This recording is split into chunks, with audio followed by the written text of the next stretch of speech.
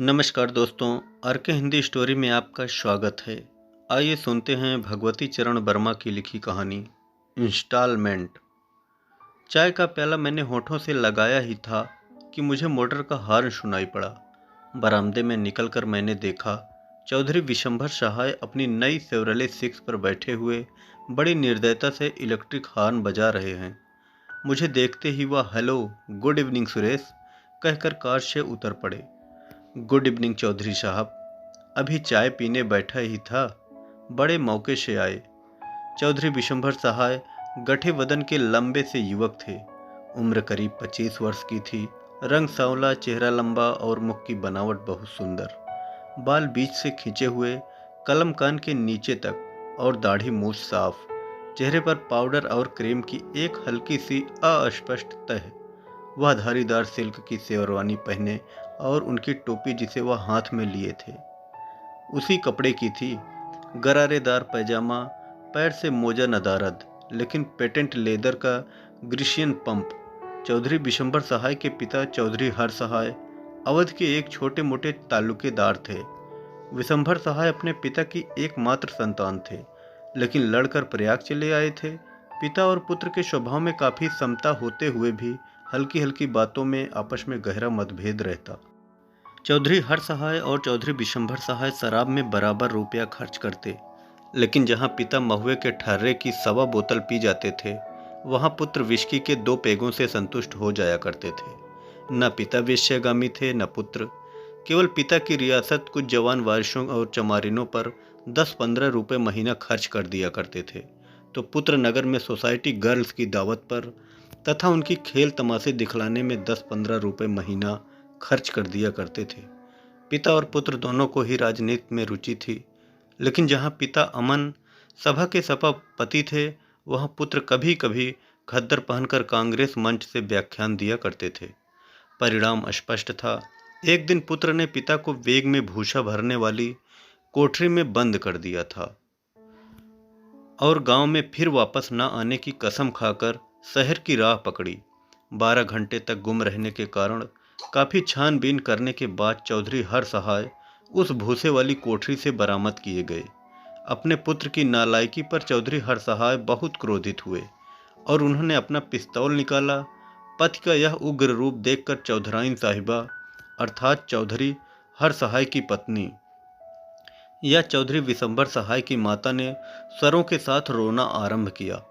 शायद पत्नी को अकेले रोना चौधरी साहब को बुरा लगा, इसलिए उन्होंने भी अपनी पत्नी के स्वरों में अपना स्वर मिलाया। उसके बाद दोनों गले मिले। प्रयाग आकर चौधरी विशंभर सहाय ने सिविल लाइंस में एक कॉटेज किराए पर ली। घर से चलते समय वह काफ़ी रुपए साथ लेकर आए थे। फिर उनकी माता भी किसी न किसी प्रकार घर का खर्च काट कूट कर 200-300 रुपए को पुत्र को भेज दिया करती थी। यार सुरेश, 300 रुपए आज शाम तक चाहिए। आज दिन भर शहर की गली गली छान डाली, लेकिन कहीं इंतजाम ना हो सका। आखिर में हार कर तुम्हारा दरवाजा देखना पड़ा। मैंने मुस्कुराया। बस इतनी सी बात है, अभी लो। चाय का प्याला चौधरी साहब के सामने बढ़ाते हुए मैंने कहा। कुछ रुक कर मैंने फिर पूछा, यार यह न पूछो, क्या कहीं से कुछ फरमाइश तो नहीं है? मैंने भेद भरी दृष्टि डालते हुए पूछा। नहीं, फरमाइश नहीं हुई है, इसका मैं तुम्हें यकीन दिलाता हूँ। सकपकाते हुए चौधरी साहब ने कहा। मैं ताड़ गया कि दाल में कुछ काला है। देखो चौधरी साहब, बनो मत, ठीक ठीक बतला दो। रुपया मुझसे ही लेना है। हंसते हुए मैंने कहा, भाई कल कार का इंस्टॉलमेंट देना है, बस इतनी सी बात है। आखिर तुम्हें यह क्या सूझी जो कार खरीद बैठे, जब तुम्हारे रोज के खर्चे भी मुश्किल से चलाए जाते हैं? मैंने पूछा। यार उस दिन फंस ही गए, अब क्या किया जाए? कुछ दिन। अच्छा, तो जो बात अभी तक किसी को नहीं बतलाई वह तुम्हें बतलानी ही पड़ गई। तो सुनो, अभी 3 महीने की बात है। भुवन के बड़े भाई आए थे, उनसे मिलने के लिए मैं सुबह उनके बंगले पर पहुंचा। तांगा मैंने बंगले पर पहुंचते ही छोड़ दिया, क्योंकि काफ़ी लोग इकट्ठा थे और मेरा ख्याल था कि जल्दी छुट्टी ना मिलेगी। मेरा अनुमान गलत भी ना था। खा पीकर करीब 12 बजे फुर्सत मिली। मुझे एक काम से चौक जाना था। मैंने भुवन से तांगा मंगवाने को कहा। तो मालूम हुआ कि नौकर बीमार है। यह सोचकर कि बाहर निकलकर कोई सवारी ले लूँगा, मैंने भुवन के बंगले से चल पड़ा। भाई सुरेश, जानते ही हो बरसात की धूप कितनी कड़ी होती है। ठीक दोपहर जमीन जल रही थी और खोपड़ी चटकी जा रही थी। फाटक के बाहर आकर मैंने एक पेड़ की छाया में खड़ा हो गया और सवारी की प्रतीक्षा करने लगा। मैं करीब आधा घंटे वहां खड़ा रहा, लेकिन कोई खाली तांगा ना निकला। तबीयत परेशान हो गई। मेरा बंगला वहां से करीब 2 मील की दूरी पर था। पैदल चलने के ख्याल से ही आंखों के आगे अंधेरा छा जाता था। कुछ समझ में नहीं आ रहा था क्या करूं। अंत में मैंने यह तय किया कि यदि 10 मिनट में कोई सवारी नहीं आती तो जान पर खेलकर घर तक का रास्ता पैदल ही नापूंगा। 10 मिनट भी हो गए पर सवारी का पता नहीं। अब मैंने चलने के लिए कमर बांधी। पैर उठाया ही था कि इक्के की गड़गड़ाहट मुझे सुनाई दी। पीछे मुड़कर देखा तो एक खाली इक्का चला आ रहा था। मैं रुक गया। सुरेश, सच कहता हूँ कि उस इक्के को देखकर जान में जान आई, लेकिन उस इक्के की बाबत यहाँ कुछ बतला देना आवश्यक होगा। मेरा यह ख्याल है कि इक्का गदर के पहले बना होगा, क्योंकि इतनी पुरानी लकड़ी की चीज मैंने कभी न देखी थी। पहिए छोटे छोटे जिन पर लोहे का हाल चढ़ा हुआ था। धुरे से निकलने की लगातार कोशिश कर रहे थे, लेकिन निकल ना पाते थे, क्योंकि लोहे की एक एक कील उनको रोक रही थी। इसलिए शायद उन कीलों से लड़ने के समय कभी कभी एक कर्कश आवाज कर देते थे। इक्के की छत बेर बेर चारों तरफ हिलडुल रही थी, अपने बुढ़ापे को प्रकट कर रही थी। छत के 3 डंडे तो मौजूद थे, लेकिन चौथे के जवाब दे देने के कारण बांस का झंडा लगाया गया था। बाकी 3 डंडों में भी काफी मरहम पट्टी हो चुकी थी। उस इक्के पर एक गद्दा बिछा था, जिसके ऊपर का कपड़ा फट गया था और रुई हवा में उड़कर दुनिया में घूमने फिरने की सोच रही थी। उस इक्के में जो घोड़ी जुती हुई थी, वह करीब 3.5 फीट ऊंची, 5 फीट लंबी, 1 फीट चौड़ी होगी। उसकी एक एक हड्डी गिनी जा सकती थी। वह कभी कभी रुककर सुस्ताने का प्रयत्न भी कर लेती थी। इक्केवान करीब 70 वर्ष के बुजुर्ग गवार थे, जिनकी दाढ़ी काफी लंबी थी और सन की तरह सफेद, कमर झुकी हुई और दांत नदारद। उनके एक हाथ में चाबुक था और एक हाथ में घोड़ी की राश। वह उस समय शायद अफीम की पिनक में ऊंच रहे थे। सुरेश, तबीयत तो ना हुई कि उस पर बैठूं, लेकिन मरता क्या ना करता। मैं चलते इक्के पर ही उचक कर बैठ गया। घोड़ी ने अंदाज लिया कि इक्के पर बोझ अधिक हो गया और वह विरोध रूप में खड़ी हो गई। इक्के के खड़े होने के साथ ही जो झटका लगा तो बड़े मियाँ ने आंखें खोल दी। एक ही सांस में घोड़ी को माँ बहन की गालियां देते हुए 4-5 चाबुक फटकार गए। घोड़ी को चलना पड़ा। इसके बाद उन्होंने मुझे देखा। बाबूजी सलाम। कहाँ चलना होगा?